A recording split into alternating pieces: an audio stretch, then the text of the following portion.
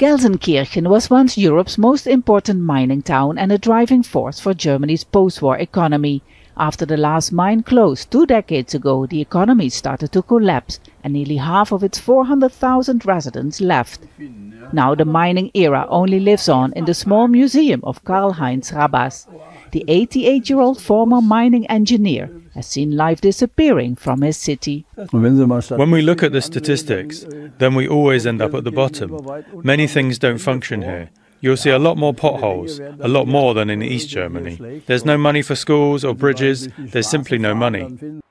As a result, voters turned away from traditional working-class parties and chose the far-right AfD instead. The Alternative for Germany nearly doubled its vote here last Sunday and came in first. The answer to why many in Germany have lost trust in traditional parties may lie here in Gelsenkirchen. Once an example of the German economic miracle, now a divided city in which some say they don't feel safe anymore. Speaking to AfD voters, a diverse picture emerges. Günther wants to send a message to Berlin with his vote for the AfD. The SPD did not do enough. They just watched. They do not listen. They think they stand above us. The AfD should not be in power, but they need to make noise in parliament. So politicians, wake up. Others want the AfD to stop immigration. Gelsenkirchen has long been a cultural melting pot because of the mines. But with thousands of jobs lost, people complain about the arrival of refugees and newcomers from southeastern Europe. They say we can handle it, but how? People who come to our country get everything for free, and Germans must work hard for it. Everything has become very expensive.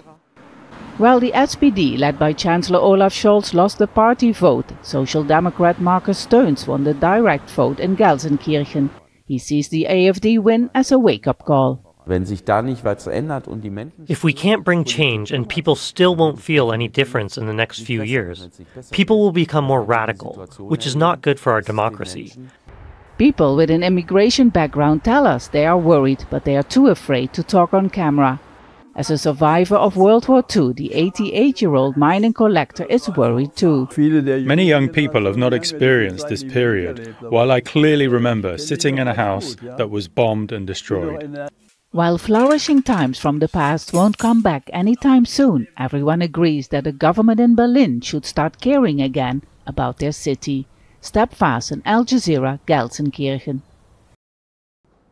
Make sure to subscribe to our channel to get the latest news from Al Jazeera.